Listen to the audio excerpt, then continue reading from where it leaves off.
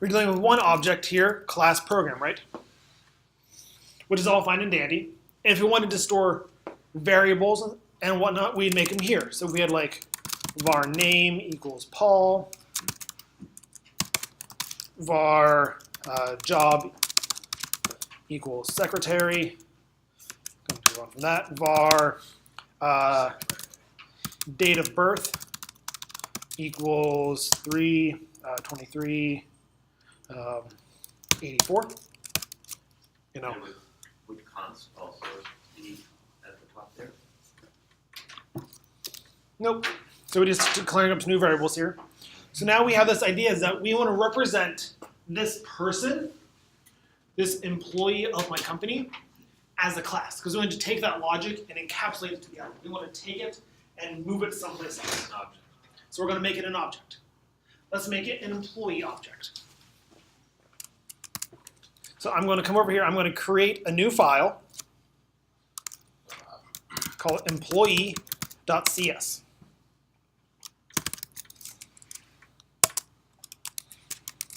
So if we look over here, we have our existing class. We need to put our new class inside of a namespace. And it should be the namespace that its folder is in, but also the namespace that it belongs to. So it's going to be namespace, and it is intro to objects. So you call there the other namespace. Mm-hmm. Yep, so now they're in the same namespace. That means that they can see each other. So whenever we go to use employee inside of program, we don't have to import it.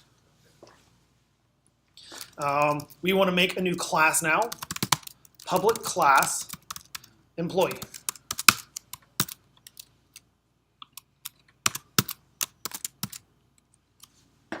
Nothing too crazy yet, right? Yeah, like it should feel similar to JavaScript, right? We're saying, hey, we have a class, it's public, and it's called employee. Would you mind putting the program one to the right or something? Yeah, sure. There. Yeah. It's already open. Yeah. I missed.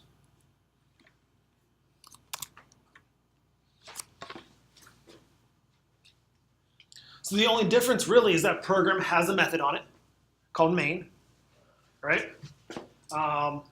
And we're using system. You notice we're not using system over here. We may not need to. Do you explain why it's public class as opposed to just class over here? So public, this goes into accessibility modifiers. So public means that we can use this outside of our namespace. Okay. So it wouldn't make any difference if we did public class over there. Right. It wouldn't break it. Right. Isn't there a default, like just put class employee, it defaults to public, or? Yeah, it defaults to internal, I believe, which is a variation on private. Typically for me, everything's public unless I feel like it should be private. Other developers have the opposite mentality where everything's private until it's public. I like openness because I think openness restricts code duplication in the long run. It's like, oh, I'm doing this over here, I'm just going to import it and use it here. So in that employee CS file, Yes. you have the namespace is intro to objects, and then you have a reference on program intro to objects. Is that what in React we did the import from? So we have the different components, and we would import Yep. them into the app.js. Mhm. Yep. Is that the same? If they're in a different namespace, you're going to have to import. But because it's in the same namespace, you don't have to import. So the namespace intro to objects is more of a reference than it is in importing a file. Yep. So you're just telling them where to go find whatever piece of code is. I'm now grouping program and employee together into one namespace so they can see each other. That's like putting you and Jason in an office together. You now see each other. So it does the same function as like import or export. Yes, it just does that wiring for you. Eventually, these things are going to be in their own namespace. but not today. So, two questions. First, every class has to be in a namespace. Every class has to be in the namespace, correct? So the other question is, if it's in the same namespace, right? If you say that it's private, could main see it if it's in the same namespace? I mean, is there any restriction, regardless of are there any further restrictions on the accessibility if they're both in the same namespace, but one is labeled the accessibility is private? You know what I'm saying?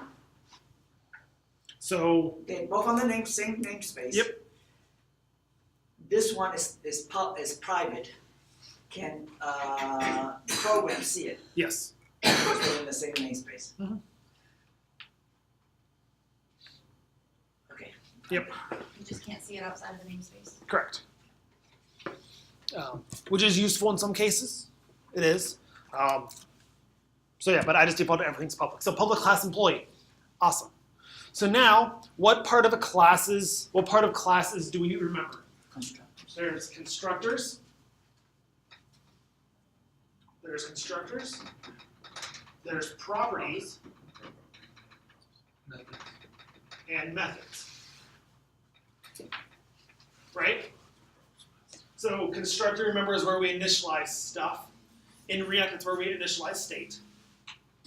Properties is something where we have like this.props or this.state or something like that. It's some attributes of the class. And methods was like render, right? It was something that did something. Like component did update or component will mount. It was an actual function. So now we need to figure out how to do those three things inside of C#. So let's start off with properties. All right, so it's going to be, I'm going to close this now. So there's a few things to go with properties. There's the access modifier. So like public, private, internal, stuff like that. We have the type. Then we have the name. Then we have gets and sets. So the shorthand for it, prop, tab, gives me this. So a property of an employee, string, name. It's public, it's called name, and it's a string. So the gets and the set, those are doing some things behind the scenes for you.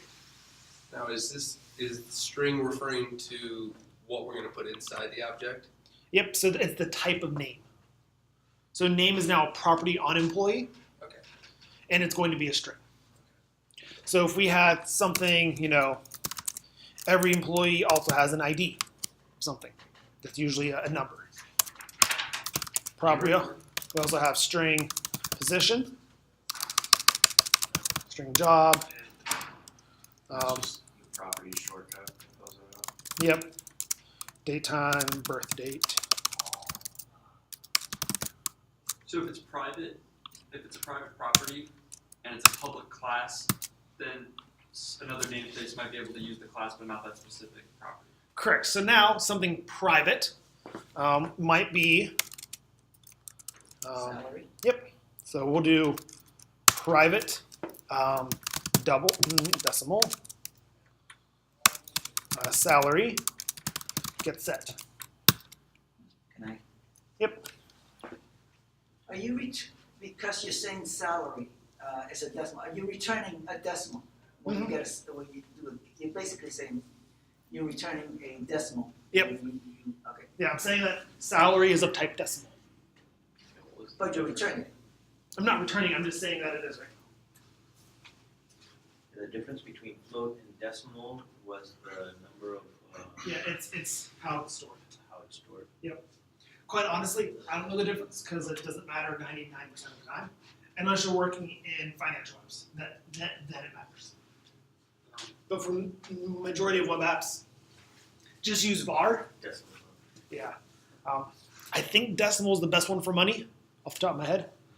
But So find out. Why are not you using bars here instead of straight in, straight in? Because we're not setting it to anything, so it can't.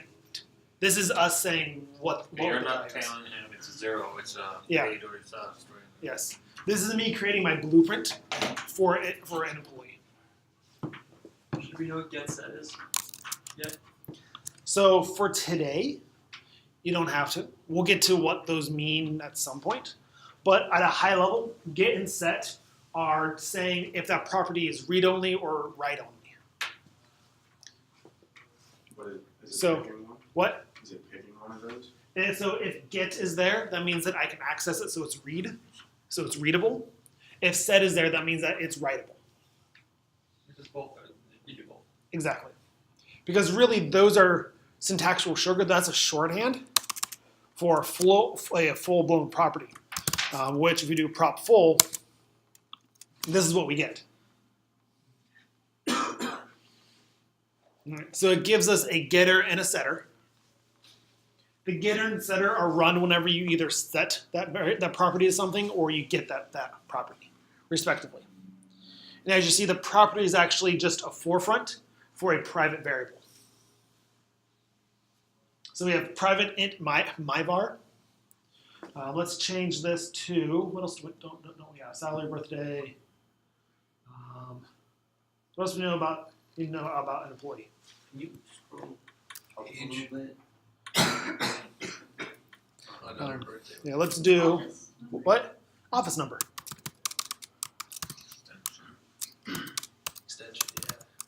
Extension, no one has offices anymore. Extension.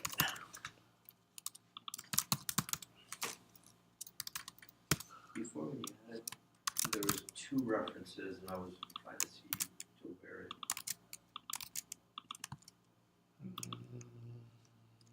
Yeah. What about it? Any reason why you use Pascal and then you used Camel? Great question. So public int phone extension is available outside of it. So it's a public property, so that's Pascal. Extension is a private, it's internal, so it's only available inside of the class, so it's lowercase. Is salary, should salary be lower? It should, good catch.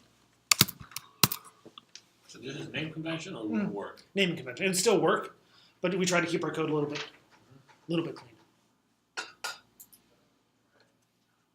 So what this is doing, so every time I would do like Susan.phone extension, if I'm doing a get on that, it's going to run this get and return the value of extension. If I'm going to do a set, it's going to take that value and update the value of extension. What this does, this gives us an extra layer between where the value is stored and how you're accessing the value itself. Say that first part again, so the get, So whenever we get that value, we do like employee1.extension, or sorry, employee1.phone extension. It's going to run this get right here. It's going to return the value of whatever extension is. If we do employee1.phone extension equals x123, it's going to run this right here. So it gives you an extra layer where you can do stuff with it as you're setting it and getting it. What could you put here? Example of this is we could do validation here. So like make sure that the number is between 1 and 10.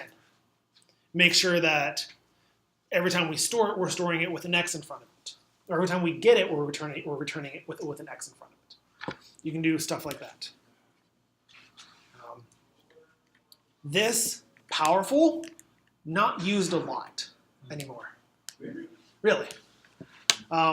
Because this is a shortcut for this, and 95% of our properties are going to be basically like this. They're not going to have any logic there.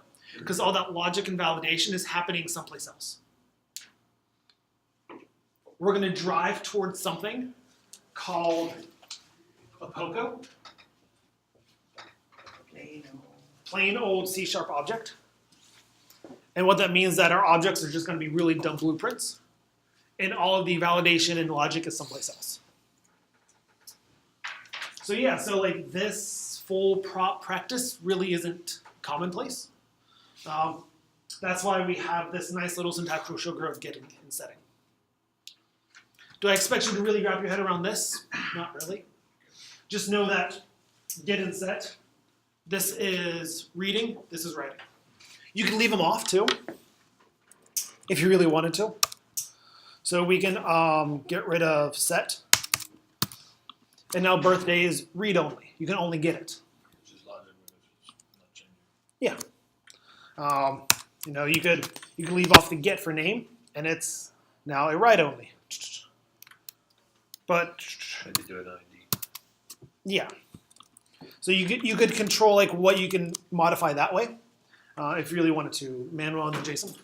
Going back to the phone, well, you know, we use extension, but if we had gone to phone number, right, those are basically numbers, but they kind of act like strings. Yeah. Does it matter if it's defined as a string or because we wouldn't be doing any calculations to it, so would it be very specific? Maybe in JavaScript it would matter because Because you just kind of ignore it, like you just kind of like store it as something. For something like that, I would store it as a string. Just whatever, because then we don't want to worry about format. It's like whatever it is, it is. Phone numbers are super interesting too from a user perspective, like a UX. People make like phone numbers required sometimes, and like got to validate your phone number. Or, you know, like send you a text to validate your phone. If it's not for authentication, I usually don't do it. And really, it's like if they're going to give you a bad number, they're going to give you a bad number.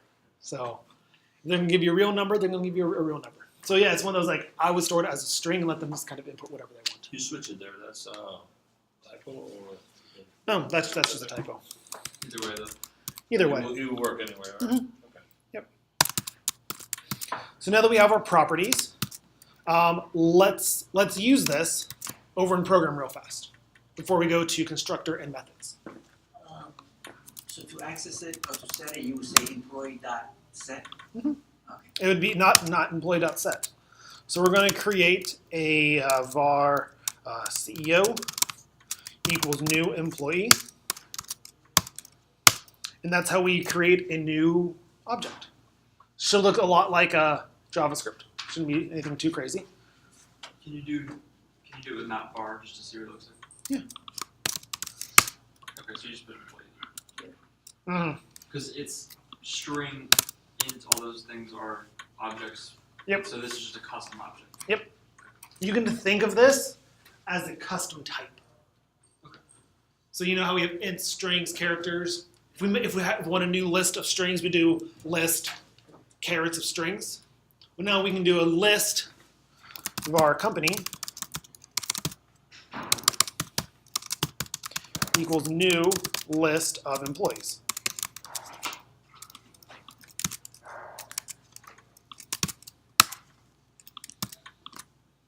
Same kind of thing. Okay. And list is seen as an array. Yep. You can think of list as an array. Yep.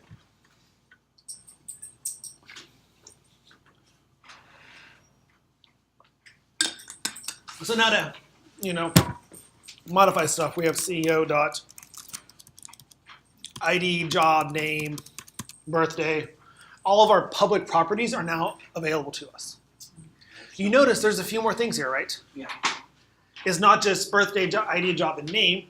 We have dot equals, dot get hash code, get type, and toString.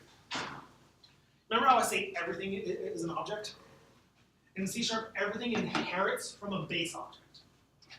And that base object is the granddaddy, the grandparent of everything. And on that base object, it has those four methods. So we talked about inheritance a little bit in React, right? We had our class myComponent extends React.component. What did that extend keyword give us in React? What did it do? Everything that React.component had. Yep. So it's saying everything that React.component had, my new component has. That's inheritance. In C#, inheritance works the exact same way. So this employee object inherits from object. So it has everything that an object has, including those four methods. Those four methods are on everything. We'll get to a few of those at some point, but just know that they're there. Don't be scared by them. So name equals Susan. CEO dot job equals CEO, and CEO dot ID equals 1, and CEO dot birthday equals datetime dot now. Very, Born. very young. Rose to the top quickly. Yeah.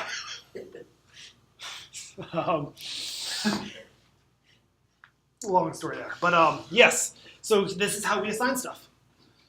Nothing too crazy, right? So she was born now. Yeah, she was born now. If you wanted to say she was born, you know, on her actual birthday, Or born now minus 20. new date time, Like now. Like now. 1984. She was born in June, by like 20th. Close. 21st would have been better.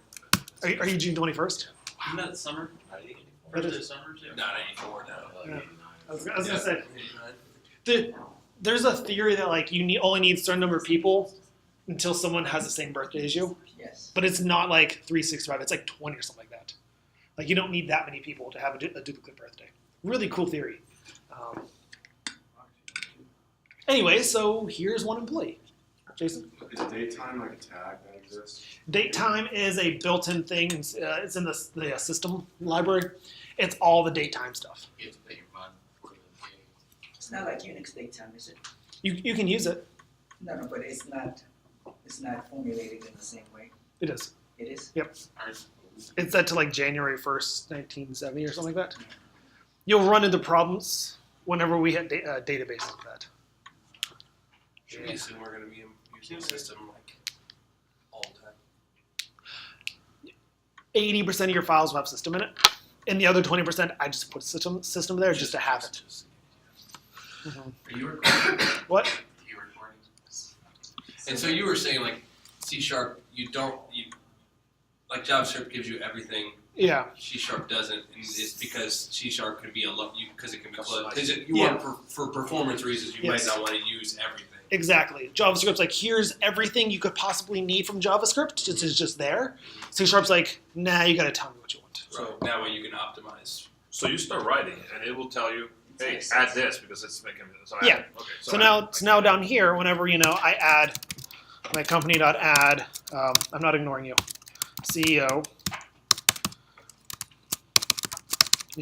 I can do like var C levels equals company dot where.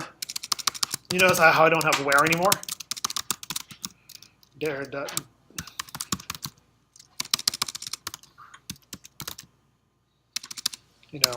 Dot job equals CEO. You see how it's saying like, well, I don't know what this is. I can go to my light bulb and say using system.link. So it's normally pretty good with that. Lexi. So back to system. Yeah. Is that, so it's not like, how yesterday I was having a problem with the React router DOM thing, Mm-hmm. and I had it in every page and I didn't need it in every page. System, does it matter if you have it in every page? It doesn't. It can be there. It's not going to hurt anything for it to be there. What it does do is that your compile DLL is going to be slightly bigger. I know it doesn't seem like it matters, right? Like that's fine. But sometimes your deployment environment doesn't have that space, and sometimes you care about that. I can guarantee you, for everything you're going to be doing in the next 5 years, you won't have to care about it. Just put it there. Yep. But in 5 years, we're all screwed. Yeah. In 5 years, it's a whole different story. Wait, so where returns an array or a list or INU? Where returns parameters, it should say here. If I scroll up or down, yes, if I scroll down, it returns an IEnumerable of employees. So how to read the documentation real fast, let's kind of look at this. So if we look at a function, right, we know a function has a return type, then the name, and then the parameters. That's the basic of a function in C#. The first thing is always the return type. So this is returning an IEnumerable of employees. What's an IEnumerable? A list. Just a collection of employees. That's it. We have .where, which is the actual method called. Our first parameter is a function of employees. So it takes that lambda, that arrow function. And that's it. I know this looks a bit weird, but you can practice with it. And what's the predicate in this sense? So predicate is what the function's called. Okay. Which it's based on a rule, based on if w.job is equal to C. If that's true, then it filters it. If it's not, it doesn't. Yeah. So, are there some functions, like, I think it's in Java, that if I wanted to sort an array, right? Yeah. And I created an array, I would have to call the array object or the arrays class to Mhm. sort the array. So that's inside of link. So if you wanted to sort real fast, it is .order by.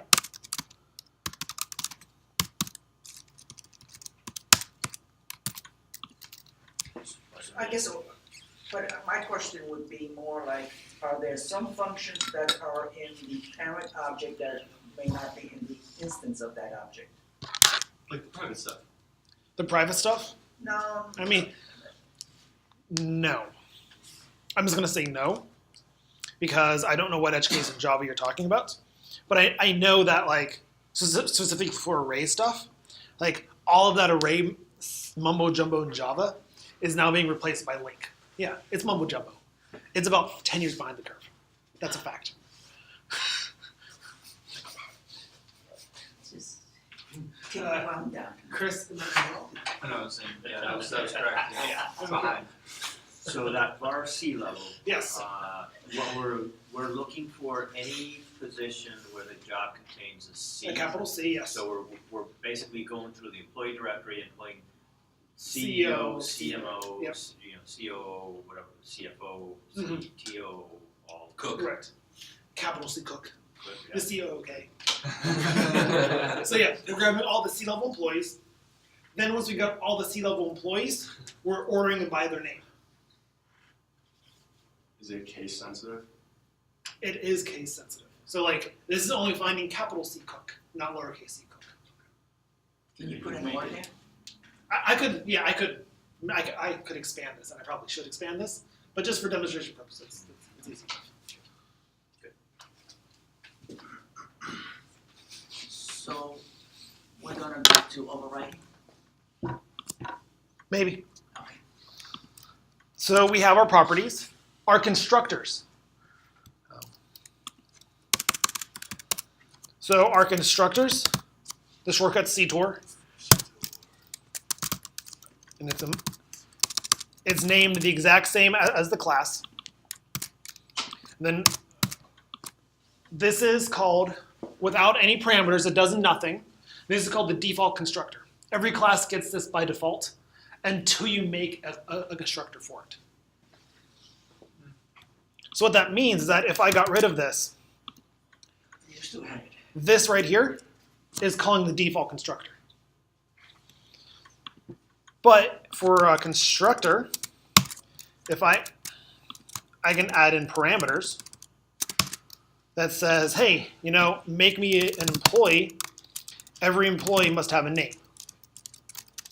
And I can do this dot name equals name. Back to the this. The this still exists. This, yeah, right? This still exists. Get away. It's the exact same idea. It refers to the current object. This. So parameters are not scalable. Correct. Now it's red. The employee's red. Yeah. So the error we have, what's the error? You don't have the, inside the, you don't have a string inside the parameter. Yeah. You don't have a signature. So there's no argument given that corresponds to the required formal parameter name. It's because it's uppercase name. Nope. This is because you're messing. Because I Constructor. overrode the default constructor, so nothing. It says, hey, all my employees have to be built with a name. I have to pass in a string whenever I make For an their employee. Yep. Okay. So now, And that will default their name to whatever you put in. so if I do that, now we have that, it goes away. Are class properties mutable? Yes. So like if you were to basically if you were to have a default name or something like that. Yeah, I you can wanna change the it name later. Yep. You can make them read only if you wanted to. Like in React when you have state. Yeah. You can't just change the state whenever you want to. You have to set the state and it's like a particular process to it. Of the two, this is more like Vue than React. So you could theoretically put a bunch of parameters in to start. Yeah. Now, I've seen classes like when I practice stuff before. So, is it like good practice to only maybe put a name in there and then build everything else afterwards, or like to just like put in string name and then string phone Yeah, number? it's kind of like what it is. So constructors, this is where kind of like patterns come into play, design patterns. I typically don't put constructors on my classes because it's kind of forcing me to say, hey, every time I make an employee, we have to have it a name. Mhm. Instead, we have a little bit of a shortcut here. If we wanted to say employee's name is Susan on creation, instead of parentheses, we use squiggles. And we can do name equals Susan. Okay. We can also do, Keep going. job equals CEO. So we can initialize it in line. And that is a bit more flexible, but it still does the same thing as a constructor. Okay. And now, if something was required, like we have to have an employee identification number for this person, then we can make that part of the constructor. But really, just recall, this idea of a POCO, we're driving towards our classes being stupid simple. This helps it be stupid.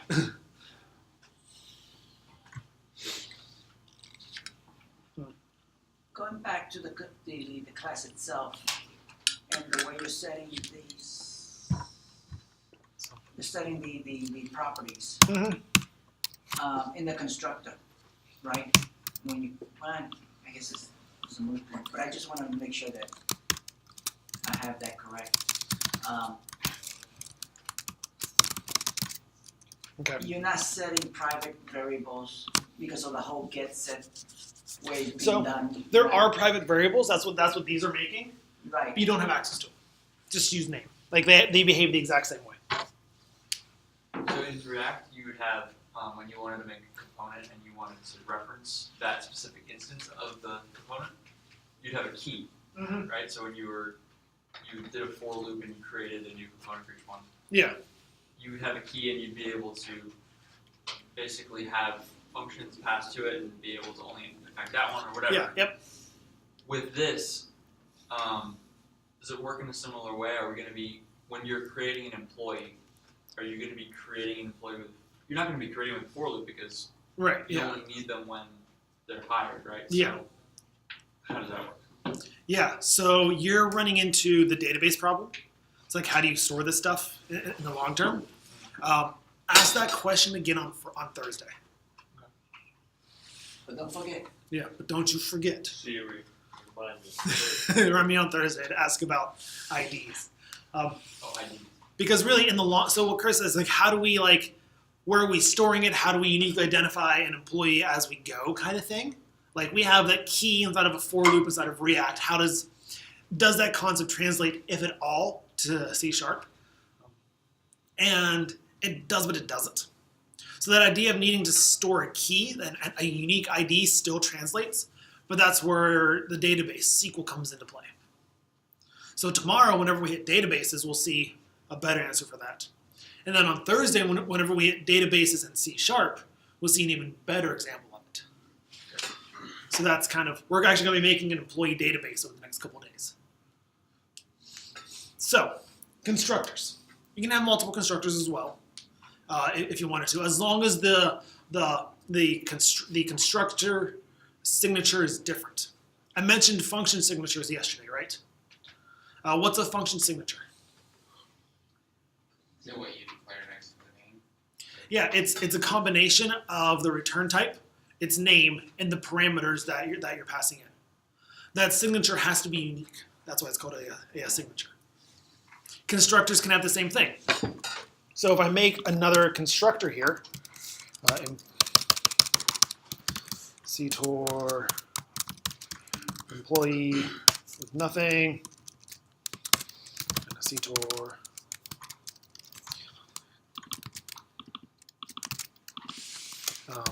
int ID.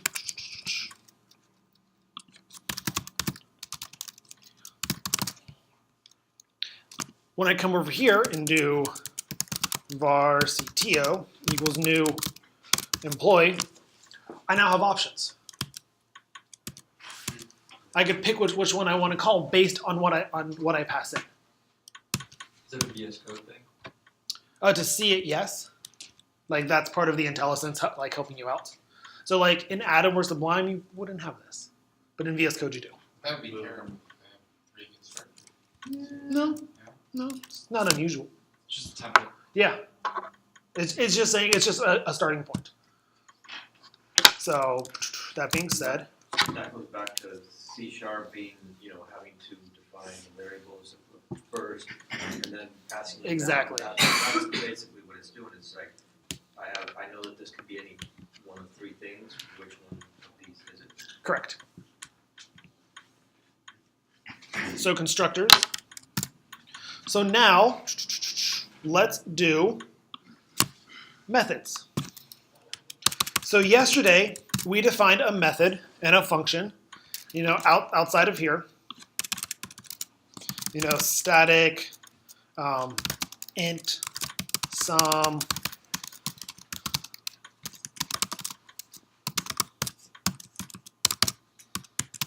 nothing too crazy, right? It's like it's a function, it returns something, it takes two integers, and it's called sum. Right? Nothing too nuts here. Same, we declare our methods same way over here, except we don't use the word static. So if I wanted to say, Inside the namespace. yeah, and it's inside the class. Public. Yep, it's going to be public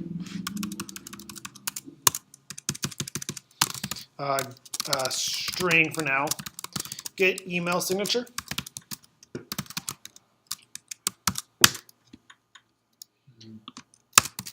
So this is now going to work on whatever instance of the object that we're on, because there's no static keyword. So now I can say, hey, for my email signature, I want to return thank you, signed this.name, comma, this.job.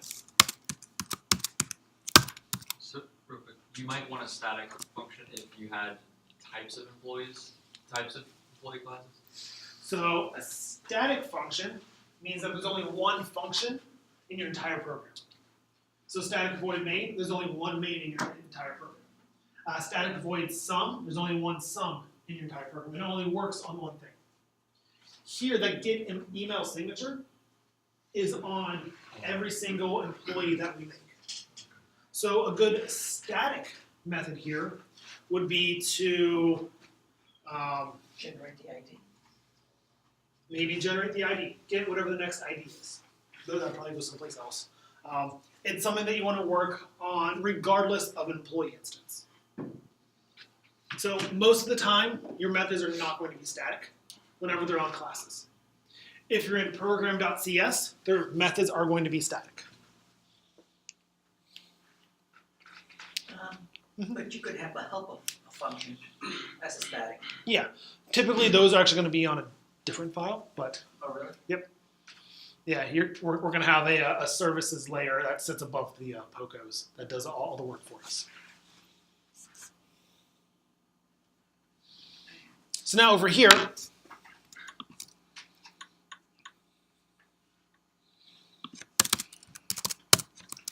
I can do console.writeLine CEO dot get email signature. And actually, it will actually print out thank you from Sue, CEO. If it did for the CTO, it would print out whatever the CTO's name was.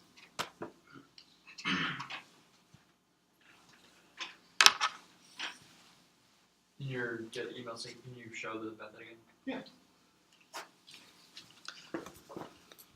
I mean, this isn't anything too crazy. It's almost like JavaScript. Yeah. I didn't see. And of course, we have parameters here too. We can return nothing as well. So if you wanted to automate, like if you wanted to, in the constructor, Mm-hmm. if you wanted to basically assign an employee an email, you could just say this.name at companyname.com. Yeah. Because it would be always the same. Mm-hmm. format, so.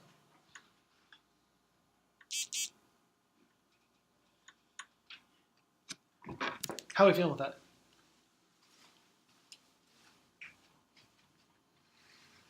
Thoughts? Oh. No? Overwhelmed. Overwhelmed. It is a lot. There's a lot going on here. Wait till you get to interface. So Yeah. this- I was going to say, yeah, we're going to. I missed my X. You miss your X. I put it like down here. I was like, that's not right. So it's 11:50. We covered inheritance, didn't we? We did. Yeah. Is there more to it? There is. We're just gonna do a bit more like a deeper dive into it, kind of like because we just kind of passively said like here's what it is, then like continue to walking on. Here we're gonna actually like stop, look around, enjoy it, see what it is. Smell the flowers. Because these two concepts of inheritances and interfaces are actually pretty big in .NET. So inheritance, we know what that is, right? Is when something extends something or something inherits something. This usually comes from a parent class of some sort. So we get all the properties and methods as well. Interfaces, we never really talked about yet.